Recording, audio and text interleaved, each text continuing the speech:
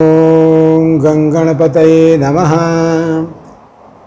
ओम सृष्टौ या सर्गरूपा जगद्वनविधौ पालनीया च रौद्री संहारे च अपि यस्य जगदीदम् अखिलं किरणं या पराख्या पश्यन्ति मध्यमातो तदनु भगवती वैखरी वर्णरूपा शाश्मद्वाचं प्रसन्ना विधिहरिगिरीशा राधिता अलंकरोत्।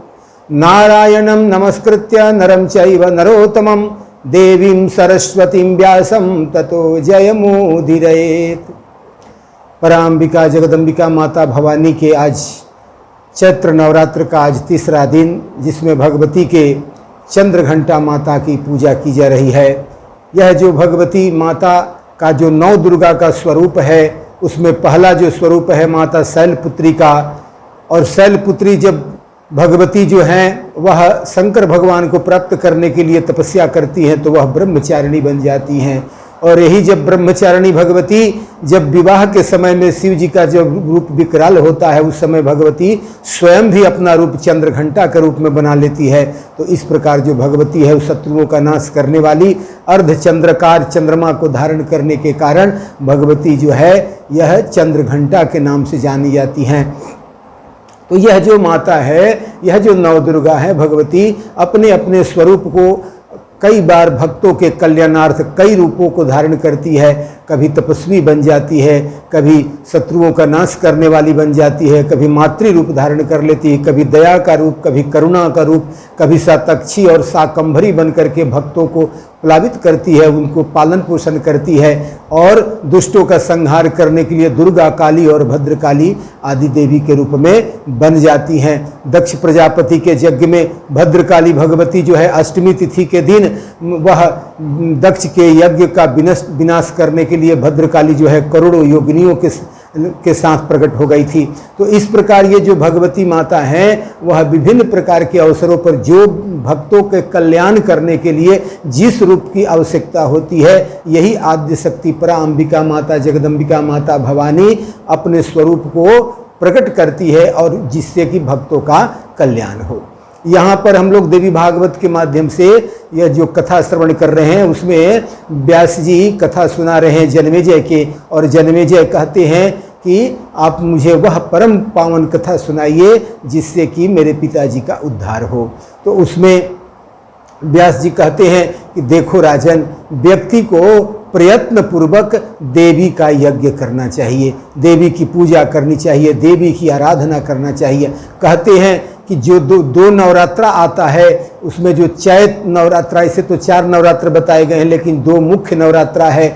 जो बसंत ऋतु में एक नवरात्रा आता है और एक शरद ऋतु में आता है। तो जो बसंत और शरद, ये बसंत ऋतु के जो और शरद ऋतु के जो नवरात्र हैं ये तिथियां यमदंष्ट्रा कहलाती है। अर्थात यह मनुष्यों के लिए बड़ा भारी होती है, रोग का समय होता है, बीमारी का समय होता है। तो इस रोग बीमारी से बचने के लिए महामाया आद्य शक्ति भगवती जगदम्बा का जो शरण लेता है वह रोग बीमारी से उसकी रक्षा हो जाती है। तो इस आश्विन और चैत्र में तो प्रयत्न पूर्वक देवी की आराधना, देवी की कथा श्रवण, देवी का यज्ञ, देवी की पुराण का कथा श्रवण करना चाहिए। तो हम लोग चैत्र नवरात्र के आज तीसरे दिन देवी भागवत की कथा का श्रवण कर रहे हैं। तो देवी भागवत की कथा में इसमें सुखदेव जी के जन्म की कथा हम लोगों ने श्रवण किया था। सुखदेव जी का मिथिला में जाकर के पिछले कथा में हम लोग श्रवण किए थे कि सुखदेव जी ने अपने भ्रम को मिटाने के लिए, अपने ज्ञान को परिपक्व करने के लिए मिथिला नरेश से जाकर के ज्ञान लिया था। और मिथिला नरेश ने स्पष्ट रूप से कहा था कि मनुष्य को अपने शरीर की चिंता, अपने धन की चिंता और यह मानना कि मैं यह शरीर हूँ इसका त्याग करो और यह हमारा धन है इसका त्याग करो। मैं और मेरेपन आसक्ति का त्याग करके व्यक्ति जो है परम आराधना में संतुष्ट होकर के, और वह सब कुछ जो भी है परमात्मा मेरे लिए कल्याण ही करेगा, ऐसे संतुष्ट भाव से जो जीवन जीता है वही पूर्ण तृप्ति को प्राप्त होता है। इस प्रकार से मिथिला नरेश के आदेश से उन्होंने गृहस्थी बसाई और गृहस्थी बसा करके और 4 पुत्र उत्पन्न किया सुखदेव जी ने। और इस प्रकार से अपने जीवन को, गृहस्थ जीवन को धन्य बनाया और अंत में सूर्य के किरणों में तपस्या के द्वारा विलीन हो गए और मोक्ष को प्राप्त किया। तो व्यास जी कहते हैं कि देखो मेरे भी जन्म का जो कारण है बड़ा दिव्य है, मेरी माता का जन्म का कारण भी बड़ा दिव्य है। कहते हैं कि उपरिचर नाम का एक वसु हो गया था, इंद्र ने उन पर प्रसन्न होकर के एक ऐसा विमान दे दिया था कि जहां मन करे जहां चाहे वह विमान पर वह चलते थे। इसलिए उनका जो वसु थे उनका नाम उपरिचर पड़ा, क्योंकि उस विमान में न कोई ईंधन लगता था और न कोई खर्च ही था। वह विमान हमेशा उड़ते रहता था और वह राजा उपरिचर हमेशा पृथ्वी के ऊपर ही उस विमान पर ही रहते थे और हमेशा यात्रा करते रहते थे। एक दिन पितरों की आज्ञा से वे वन में जा रहे थे पितरों के लिए हव्य लाने के लिए। तो उस समय जब पितरों के कब्य की व्यवस्था करने के लिए जब वो जा रहे थे तो उस समय उनकी पत्नी गिरिका ने पुत्र की याचना की। तो उन्होंने कहा कि मैं अभी पितरों के कार्य से जा रहा हूँ, और ऐसा कहकर चले गए। और जब वन में गए तो अपने पत्नी के ऋतुकाल का स्मरण करके उनका तेज का पतन हो गया और वह पतन को एक पत्ते पर उन्होंने अभिमंत्रित किया और वहीं एक बाज पक्षी को दे दिया। कहा कि ले जाकर मेरे पत्नी को यह दे देना, यह अमोघ तेज है जिससे जो पुत्र उत्पन्न होगा बड़ा तेजस्वी होगा। और ऐसा सोच करके अपना तेज अभिमंत्रित करके बाज पक्षी को वो परिचर राजा ने प्रदान किया। और वह बाज पक्षी जो है वह उस तेज को लेकर के आकाश में उड़ने लगा। और दूसरा बाज जो है समझा कि यह कोई खाने का पदार्थ ले जा रहा है और दोनों उसको दोनों को लेने के लिए युद्ध करने लगे। और वो उसी समय उसके नीचे की तरफ जमुना नदी प्रवाहित हो रही थी। वहाँ पर अद्रिका नाम की जो अप्सरा थी वह स्नान कर रही थी और वह मछली की भांति वह जल में जो है वह तैर रही थी। वहाँ पर एक ब्राह्मण जो थे वे संध्या वंदन कर रहे थे। वह जाकर के जो अद्रिका नाम की जो अप्सरा थी उसने ब्राह्मण का पैर पकड़ लिया और ब्राह्मण बड़ा क्रोधित हो गए और उन्होंने श्राप दे दिया कि जिस प्रकार तू चंचल होकर के मुझे तंग कर रही है तू जा मछली बन जा। और इस प्रकार जब श्राप दे दिया तो वह बड़ा रोने लगी। तो कहा कि देखो अभी तो तुम्हें मछली बनना होगा, लेकिन बाद में तुम 2 मानव जुग्म को जन्म दे करके तुम्हारा मुक्ति प्राप्त हो जाएगा। और ऐसा कह करके वो श्रापित हो गई और वह मछली का रूप धारण कर ली, अद्रिका मछली। और वह जो बाज पक्षी थे जो 2 आकाश में लड़ रहे थे राजा उपरिचर के तेज को लेने के लिए, तो एक दूसरे में युद्ध के क्रम में वह तेज जमुना जी के नदी में गिरा और उस अद्रिका नाम की जो अप्सरा थी जो मछली बनी थी उसने उस तेज को ग्रहण कर लिया। फिर उस मछली को 10 महीने के बाद एक वहाँ के जो मलाह था मछली को मार करके बाहर निकाला और बाहर निकालने से एक विशाल मछली जो पकड़ी गई थी उसका पेट चीरा तो उसमें से 2 मानव युग्म पैदा हुए, एक लड़का और एक लड़की। तो एक जो लड़का था वह मत्स्य नाम हुआ और जो लड़की थी वो मत्स्योदरी कहाई। उसके शरीर से मछली की गंधा निकलती थी इसलिए उसका नाम मत्स्य गंधा पड़ा। यही बाद में चलकर इनका नाम सत्यवती हुआ। तो ये जब राजा को सूचना दी गई उपरिचर को तो उपरिचर आए और मत्स्य नाम का जो लड़का था उसको ले लिया और लड़की के शरीर से चूंकि मछली का गंध आता था तो कहा कि हे निषादराज इसको तुम ही रख लो, और निषादराज को ही दे दिया और लड़का को लेकर के आ गए और वही मत्स्य चल करके राजा उपरिचर के प्रतिनिधि हुए, वही राजा मत्स्य बने।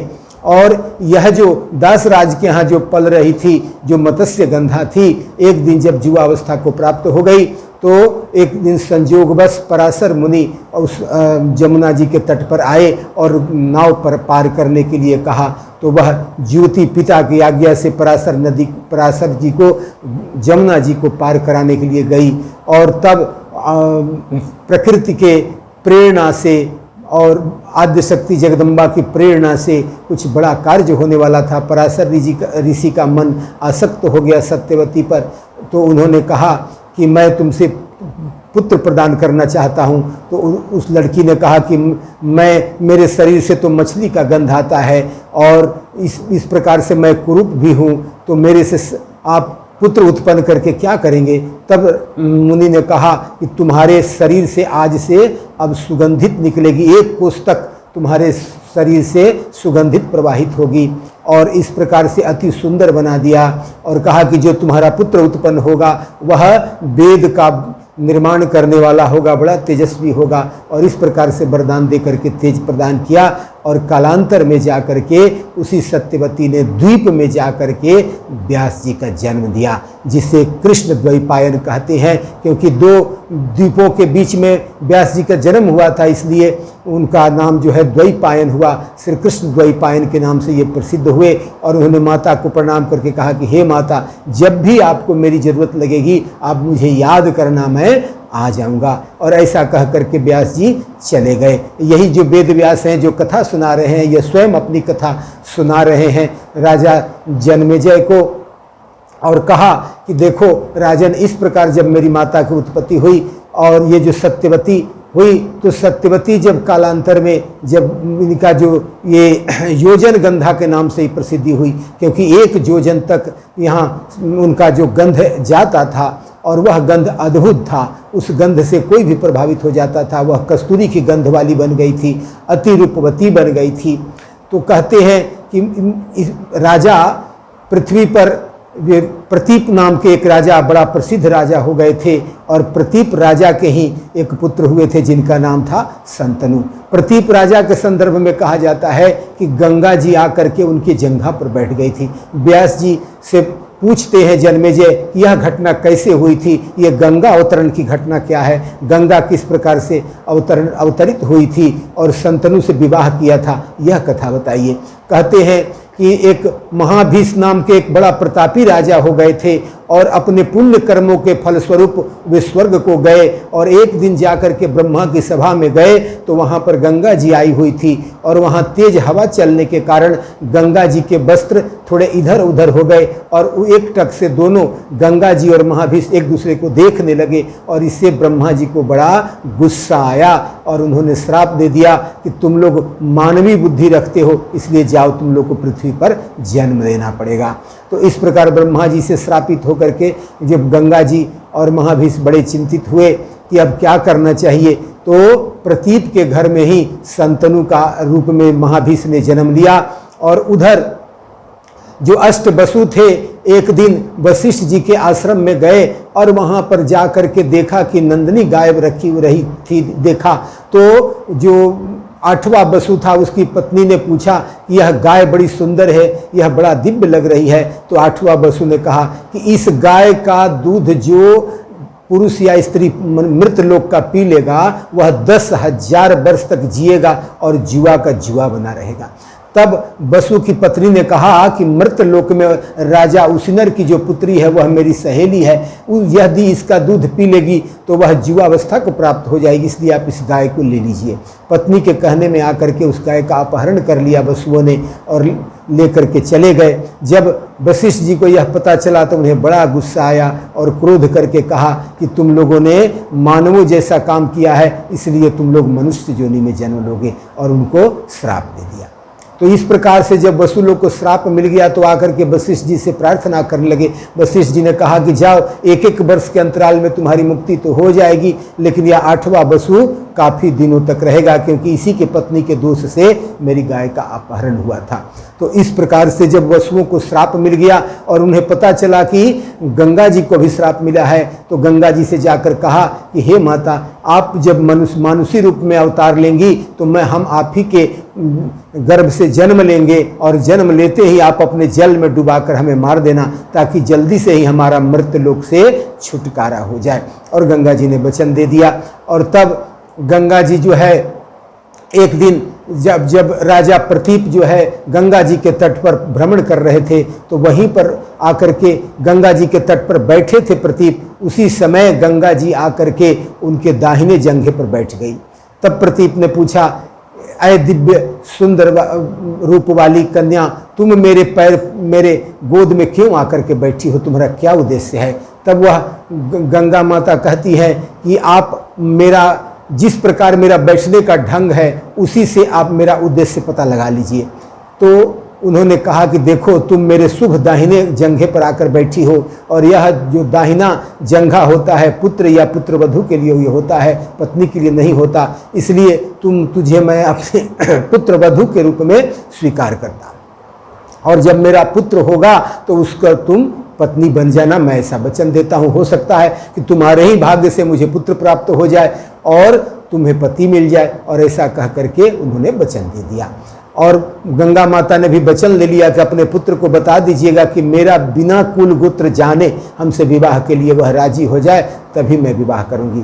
और इस प्रकार कालांतर में जब प्रतीप को राजा शंतनु का जन्म हुआ तो शंतनु से उन्होंने कहा कि बेटा देखो, यदि तुझे कोई इस प्रकार की दिव्य कन्या गंगा जी के तट पर मिले तो उसे बिना कुछ पूछे उससे विवाह कर लेना। वह जो शर्त मांगे वह शर्त को मान करके विवाह कर लेना, तेरा कल्याण होगा। ऐसा मैंने वचन दे दिया है। और एक दिन जब राजा प्रतीप अपना सारा राज्य काज सब शंतनु को सौंप दिया और अपने वन को चले गए और तपस्या करके मोक्ष को प्राप्त हुए, तो राजा शंतनु जब राजकाज देखने लगे और एक दिन जब वे गंगा जी के तट पर आए तो उन्होंने उस दिव्य स्त्री को देखा और देख करके उन्हें अपने पिता की बात याद आ गई और उसके रूप को देख करके, मृगनयनी स्वरूप को देख करके, अद्भुत सौंदर्य को, गंगा जी के अद्भुत सौंदर्य को देख करके मोहित हो गए और कहा, हे प्रिय, मैं तुमसे विवाह करना चाहता हूँ, तुम मुझे स्वीकार करो। तो गंगा जी बोली, मैं भी आपसे विवाह करना चाहती हूँ, लेकिन मेरा शर्त है, जब तक आप मेरा शर्त स्वीकार नहीं कीजिएगा तब तक मैं विवाह नहीं करूँगी। तो शंतनु ने कहा कि आपकी क्या शर्त है? कहा, मेरा शर्त है कि मैं जो भी भला बुरा जो भी कार्य करूँगा उसमें आपको कुछ भी बोलना नहीं है, टोकना नहीं है, और जिस दिन आप मुझे रोक देंगे, मना कर देंगे, मेरे मन के विरुद्ध कोई काम करेंगे, मेरी इच्छा के अनुसार नहीं कोई काम करने देंगे, उसी दिन मैं आपको छोड़ करके चली जाऊंगी। तो इस प्रकार से वचनबद्ध कर लिया और तब जा करके विवाह किया। और विवाह करने के बाद बहुत दिनों तक राजा जो शंतनु, वो उनको पता नहीं था कि वे महाभीष ही थे, और गंगा जी के साथ बहुत दिनों तक विहार करते रहे। और काफ़ी काल बीतने के बाद जब पहले वसु का जन्म हुआ तो गंगा जी ने ले जा करके गंगा जी में के जल में डुबा करके मार दिया। यद्यपि कि राजा शंतनु को बड़ा दुख पहुंचा, लेकिन यह शर्त था कि कुछ मना नहीं करना है। दूसरा पुत्र हुआ दूसरे साल में, उसको भी तीसरा साल में तीसरे पुत्र को, और इसी प्रकार करते करते अंत में 7 पुत्रों को गंगा जी ने अपने जल में डुबा करके मार दिया। तो ऐसा देख करके अब जब 8वां जब पुत्र हुआ तब अब बर्दाश्त से बाहर हो गया शंतनु को, और जा करके बोले कि तू कैसी स्त्री है जो मेरे वंश को ही नष्ट कर देना चाहती है, और बड़ा गुस्सा करने लगे, बड़ा क्रोध में आ गए। तो गंगा जी ने कहा कि आपने अपना शर्त तोड़ दिया है, शर्त के अनुसार मैं अब रहूंगी नहीं। यह पुत्र तो मैं आपको प्रदान करने ही वाली थी, क्योंकि यह 8वां वसु है, ये 7 वसु थे, और शर्त के अनुसार 1-1 वर्ष में उनको यहाँ से जाना था, और इसलिए वे चले गए। और ये 8वां वसु आपका पुत्र के रूप में रहेगा। लेकिन शास्त्र में कहा गया है कि पुत्र बिना माता के सुखपूर्वक नहीं जीता, पुत्र बिना माता के वह सूत्र को नहीं प्राप्त करता, गुण को नहीं प्राप्त करता। इसलिए मैं अभी इसको ले जा रही हूँ और पोष पाल करके योग्य बना करके मैं आपको सौंप दूंगी। ऐसा कह करके गंगा जी पुत्र को लेकर चली गई और ले जा करके वशिष्ठ जी के आश्रम में रखा, और वहाँ परशुराम जी से विद्या ग्रहण किया और बहुत तरह के धनुर्विद्या आदि का शिक्षा लेकर के, और यज्ञ वेद कर्मकांड का शिक्षा दिया। एक दिन राजा शंतनु जब गंगा तट पर टहल रहे थे तो वहाँ देखा कि गंगा जी का पानी कम दिखाई दे रहा है। किसी बालक ने अपने तीर धनुष के द्वारा ऐसा कमाल दिखाया था कि गंगा जी के धारा को ही रोक रहा था। उसे देख करके बड़ा विस्मित हुए, पूछा तुम कौन हो? तो वह अंतर ध्यान हो गया। तब वे गंगा जी को याद करने लगे। गंगा जी प्रकट हो गई और कहा कि यह पुत्र तुम्हारा ही है, और ऐसा कह करके पुत्र को सौंप दिया और कहा कि जो वशिष्ठ जी जितना ज्ञान जानते हैं वह सब ज्ञान वेदों का यह मेरा तेरा पुत्र जानता है, और जितना जमदग्नि पुत्र जो ज्ञान को जानते हैं वह पुत्र जो तुम्हारा इस प्रकार से परशुराम जी जो विद्या जानते हैं वह यह विद्या जानता है, तो सारी विद्याओं में यह योग्य है, इसे मैं तुझे प्रदान करती हूँ। और इस प्रकार राजा बड़ा प्रसन्न हुए और अपने पुत्र को लेकर के आए और लेकर के अपने राज्य में ले आकर के युवराज घोषित कर दिया, और 4 वर्षों तक बड़े आनंद पूर्वक रहने लगे। तो इस प्रकार से अपने पुत्र के साथ बड़े आनंद पूर्वक रहने लगे। और एक दिन जब राजा जमुना जी के तट पर शिकार खेलने गए तो उन्हें सत्यवती का सुगंध का आकर्षण खींच लाया। और जब वो सत्यवती के पास पहुँचे और जा कर के पूछा, तू किसकी कन्या है, मैं तुम पर मोहित हो गया हूँ, तुमसे विवाह करना चाहता हूँ। तो उसने कहा कि देखो राजन, यह बात ठीक है कि मैं भी आपसे विवाह करना चाहती हूँ, लेकिन मैं स्वतंत्र कन्या नहीं हूँ। मेरा पिता जिसको वाग्दान कर दे, मेरा पिता जिससे विवाह करेगा उसी से मैं विवाह करूँगी। यदि आप मुझे उससे विवाह करना चाहते हैं तो आपको मेरे पिता से बात करनी होगी। और इस प्रकार राजा निषाद राज के पास आए और उनसे कहा कि आप अपनी पुत्री दे दो, मैं उसे विवाह करूँगा। तो निषाद राज ने कहा कि देखो, पुत्री तो मैं दे दूंगा, मुझे बड़ी प्रसन्नता होगी, आप जैसे प्रतापी राजा की पत्नी मेरी पुत्री बने, यह तो भाग्य की बात है। लेकिन मेरा एक शर्त है कि जो भी पुत्र मेरे पुत्री से उत्पन्न करोगे वही राजा बनेगा, दूसरा कोई पुत्र नहीं बनेगा। लेकिन भीष्म का चिंतन करते हुए कि मैंने भीष्म को तो युवराज घोषित कर दिया है, भीष्म को तो मैंने वचन दे दिया है कि राजा बनाऊंगा, फिर मैं ऐसा कैसे कर सकता हूँ। बहुत लेकिन दुखी मन से, चूंकि राजा बहुत आसक्त हो चुके थे शांतनु विवाह के लिए, बड़े दुखी मन से घर आए और आ करके अन्न जल त्याग करके और एकांत में विराज गए। इस बात का जब पता उनके पुत्र को चला, गांगेय को चला, तो आकर के पूछा, पिताजी आपको किस बात का कष्ट है, आपका कौन सा शत्रु आप पर भारी पड़ रहा है, आप आज्ञा दीजिए, मैं आपके आशीर्वाद से और प्रताप से मैं किसी भी शत्रु को जीतने में समर्थ हूँ। आपकी चिंता का क्या कारण है? पुत्र के होते हुए पिता चिंतित हो, यह तो बड़ा विरुद्ध बात है। आप बताइए, मैं आपके लिए क्या कर सकता हूँ।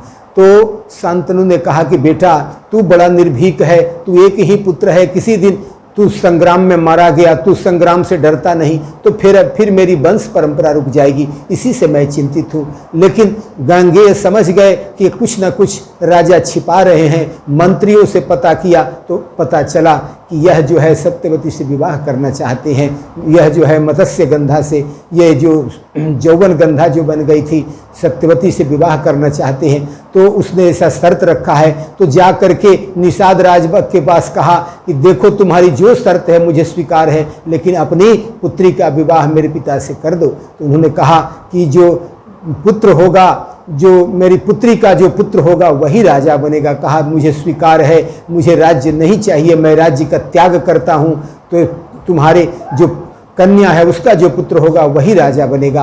कहा महाराज यह तो ठीक बात है, लेकिन आपका जो पुत्र यदि अधिक शक्तिशाली हुआ तो वह राजा नहीं बनने देगा, यह बड़ा मुश्किल काम है।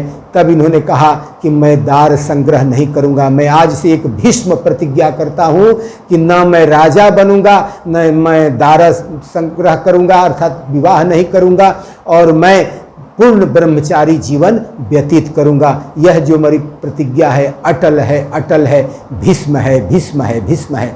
और उनकी इस आवाज़ को सुनकर के सारे देवता भी हतप्रभ हो गए, आकाश से फूलों की वर्षा होने लगी और कहा कि यह भीष्म व्रत है, भीष्म व्रत है, आज से आपका नाम भीष्म हुआ। तो ऐसा भीष्म व्रत लेने वाले ये भीष्म पितामह के नाम से जाकर के आगे प्रसिद्धि मिली इनकी। तो कहते हैं कि इस प्रकार सत्यवती से जब विवाह हो गया शांतनु को, तो उनको दो पुत्र हुए, विचित्रवीर और चित्रांगद। तो उसमें ये जो दो चित्रांगद को पहले राजा बनाया गया, और यह जो चित्रांगद राजा बना बड़ा अभिमानी बना, वह किसी से युद्ध करता फिरता था। चित्रांगद नाम के ही गंधर्व से इनका युद्ध हो गया और युद्ध में ये मारे गए। चित्रांगद जब मारे गए तो उनका छोटा भाई विचित्रवीर्य राजा बना, और जब विचित्रवीर्य राजा बना तो विचित्रवीर्य का विवाह करने के लिए भीष्म ने काशीराज की तीन जो उस समय सबसे सुंदर कन्या थी, अम्बा, अंबिका, अम्बालिका, उनको तीनों कन्याओं का हरण करके ले आए और तीनों से विवाह करना चाहा। लेकिन अम्बा विवाह करने के लिए तैयार नहीं हुई, तो अंबिका और अम्बालिका से उनका विवाह कर दिया। और अंबिका अम्बालिका का विवाह करने के बाद काफ़ी दिन के बाद जब संतान, बिना संतान हुए ही ये जो राजा विचित्रवीर्य थे, यह बिना संतान प्रदान किए ही क्षय रोग के शिकार हो गए। भोगों में आसक्त होने के कारण इनको कोई संतान नहीं हुई और इनकी मृत्यु हो गई। और इस प्रकार से बिना संतान दिए इनकी मृत्यु हो जाने के कारण अब माता ने कहा भीष्म से कि तुम विचित्रवीर्य के क्षेत्र में संतान उत्पन्न करो। तो भीष्म ने कहा माता ऐसा संभव नहीं है। तब क्योंकि मैंने तो भीष्म प्रतिज्ञा कर ली है।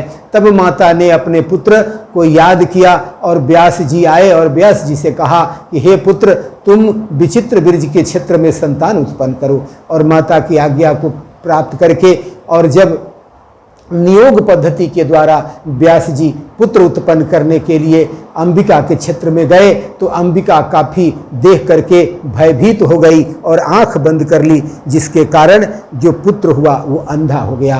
तब माता ने अंबालिका से पुत्र उत्पन्न करने के लिए कहा और अंबालिका भी देख करके उनको भयभीत होकर के वह पीला पड़ गई, इसलिए उनका जो पांडु रंग का पुत्र उत्पन्न हुआ। तो माता ने कहा कि एक बार और अम्बा को कहा कि पुत्र उत्पन्न करो, तो उसने अपनी दासी को भेज दिया और उस दासी ने बड़ा ही स्वागत से व्यास जी का स्वागत किया और सौहार्दपूर्ण वातावरण में पुत्र दान किया, जिसके फलस्वरूप विदुर जी का जन्म हुआ। तो इस प्रकार से यह जो वंश परंपरा बढ़ी, जिसमें धृतराष्ट्र अंबिका से धृतराष्ट्र हुए, अंबालिका से पांडु का जन्म हुआ और दासी के से ये विदुर जी का जन्म हुआ। तो इस प्रकार से ये जो वंश परंपरा बढ़ी, व्यास जी कहते हैं कि ये मेरे ही संतान वंश परंपरा में आते हैं, नियोग द्वारा मैंने ये वंश परंपरा कायम की है। तो इस प्रकार संसार में भगवती की जो लीलाएं हैं बड़ी अद्भुत लीलाएं हैं और इन लीलाओं में व्यास जी कहते हैं कि देखो राजन, यज्ञ व्यक्ति को करना चाहिए और देवी यज्ञ तुम करो, क्योंकि तुम्हारे पिता का उद्धार करने का एकमात्र उपाय है कि देवी जी जब प्रसन्न हो जाती हैं तो व्यक्ति का उद्धार हो जाता है। कहते हैं कि सबसे पहले इस यज्ञ को कौन किया था? कहा विष्णु भगवान किए थे। कहा विष्णु भगवान वैकुंठ से आकर के और यह देवी जी का यज्ञ किए थे। तब देवी जी ने उनको आशीर्वाद दिया था कि संसार के सारे मनुष्य आपकी पूजा करेंगे, यज्ञ करेंगे, आप यज्ञाधीश कहलाएंगे और आपकी पूजा पृथ्वी पर सर्वत्र होगी। और देवी भगवती देवी के यज्ञ करने के प्रभाव से ही विष्णु भगवान इतने प्रभावशाली हुए। तो जन्मेजय पूछते हैं कि महाराज यह बताइए कि यज्ञ जो होता है वह किस प्रकार का, देवी यज्ञ कैसे करना चाहिए, उसमें कैसे विद्वान होने चाहिए, यज्ञ का प्रकार क्या होता है, यज्ञ में कितने ब्राह्मण हो, कितना दक्षिणा देना होगा, यह सब कुछ विस्तार से बता दीजिए। तो उस पर व्यास जी कहते हैं कि देखो यज्ञ के कई प्रकार हैं, उसमें सात्विक, राजसिक और तामसिक 3 प्रकार के मुख्य हैं। उसके बाद मानसिक यज्ञ का भी विधान है, वैराग्य यज्ञ है, बहुत सारे के यज्ञों का विधान शास्त्रों में बताया गया है। और कहते हैं कि मानसिक यज्ञ सबसे श्रेष्ठ यज्ञ बताया गया। कहा मानसिक यज्ञ सबसे बड़ा श्रेष्ठ यज्ञ कैसे है? कहा मानसिक यज्ञ में व्यक्ति जो है वह सब मन से कल्पना करके यज्ञ सामग्री को उपस्थित करता है और उसी से मन में ही हवन करता है और मन को पूर्णतः इंद्रियातीत कर लेता है। इंद्रियों में मन को न भ्रमण करते हुए मन को पूर्णतः एकाग्र करके बड़े बड़े हवन कुंड का परिकल्पना करके और बड़े बड़े आचार्यों को मन में ही बुला करके और मन में ही प्राणाग्नि में ही हवन करता है। प्राण का अपान में, अपान के को प्राण में, प्राण कहते हैं श्वास के निकलने की प्रक्रिया को और अपान कहते हैं सांस लेने की प्रक्रिया को। तो सांस लेने और सांस छोड़ने की प्रक्रिया, प्राण अपान की प्रक्रिया में हवन करता है और जब इसमें जीव हवन करने लगता है तो वह आत्म स्वरूप हो जाता है और वह जीव जो है सभी जीवों में अपने आप को देखता है और अपने आप को सभी जीवों में देखता है, स्वयं में भी सभी जीवों को पाता है और अपने आप को भी सभी जीवों में पाता है। इस प्रकार सर्व आत्म स्वरूप होकर के जीव जो है वह परम भाव में स्थित होकर के पराशक्ति आद्य शक्ति जगदम्बा के स्वरूप को प्राप्त हो जाता है, उसे भगवती का दर्शन हो जाता है और वह मोक्ष का स्वरूप प्राप्त कर लेता है। जन्मेजय से कहते हैं व्यास जी कि देखो तुम्हारा जो पिता का जब मृत्यु हुआ सांप काटने से, जब उसे पता चला तो वह बहुत सारा उद्योग करने लगा, मंत्र औषधि मणि आदि के चक्कर में पड़ गया। जबकि व्यक्ति को जब यह जान पड़े कि हमारी मृत्यु निकट आ जाए तो उसे तत्काल वैराग्य धारण करना चाहिए और वैराग्य से सारे ममता को त्याग देना चाहिए। और जब व्यक्ति चारों तरफ से घिर जाए, न कोई कभी दान की स्थिति में है, न कोई यज्ञ करने की स्थिति में है, न कोई मंत्र पढ़ने की स्थिति में है, उस समय मृत्यु यदि आ जाए तो व्यक्ति को क्या करना चाहिए? क्योंकि उस समय व्यक्ति अब कुछ करने में असमर्थ अपने आप को पाता है, तो क्या करना चाहिए? कहा उस समय उसे तात्कालिक वैराग्य लेना चाहिए। तात्कालिक वैराग्य क्या है? उसका जवाब देते हैं, कहते हैं कि व्यक्ति को मन में सोचना चाहिए कि यह जो मेरा शरीर है, यह शरीर मेरा नहीं है। इस शरीर को भोगने के लिए मिला हुआ है। मैं इस शरीर से अलग हूं। आत्मा अलग है, शरीर अलग है।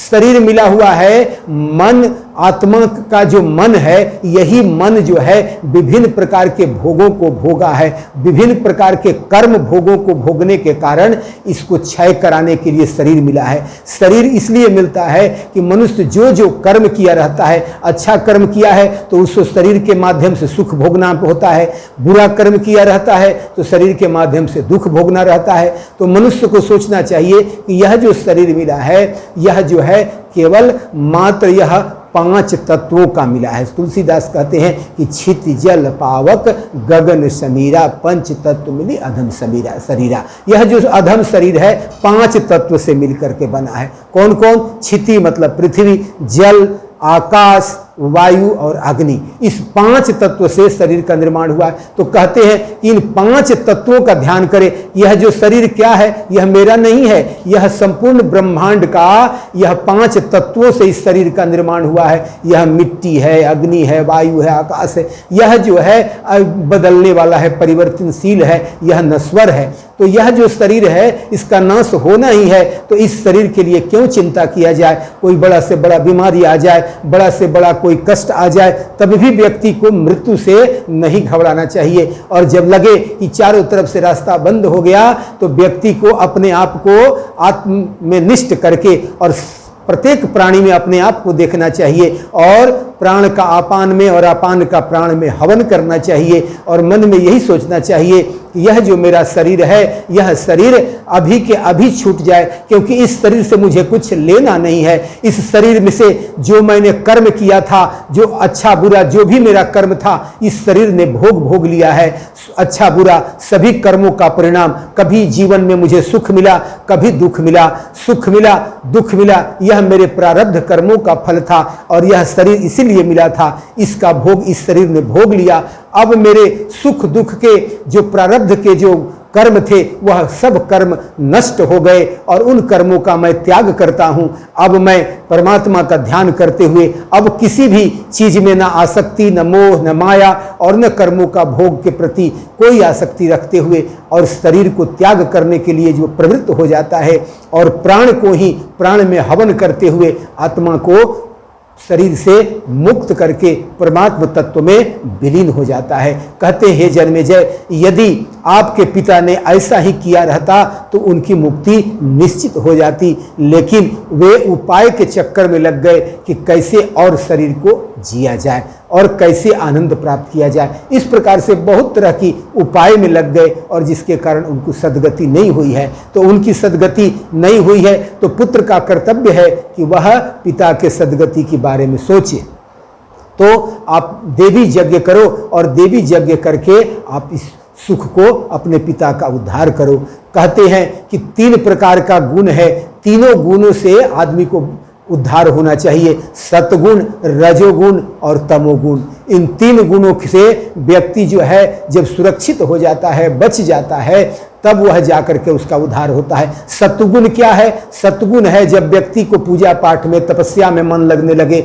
व्यक्ति, कोई भी व्यक्ति एक गुण में स्थित नहीं होता। कभी एक ही व्यक्ति सत्गुण में रहता है, कभी रजोगुण में रहता है और कभी तमोगुण में रहता है। जब मन सत्गुण में होता है तो पूजा पाठ में बड़ा मन लगता है और वह दान, पुण्य और त्याग, तपस्या में उसका मन रमण करता है। और जब व्यक्ति का मन रजोगुण में होता है तो वह उसको बहुत सारे भोगों को भोगने का मन करता है, बहुत सारे खाने को मन करता है। कहते हैं रजोगुण बहुत खाने वाला है, कितना भी भोग करोगे तृप्ति नहीं देता, तो बहुत तरह के भोगों के प्रति आकर्षण हो जाता है। तो यह रजोगुण भी कभी तृप्ति नहीं देता।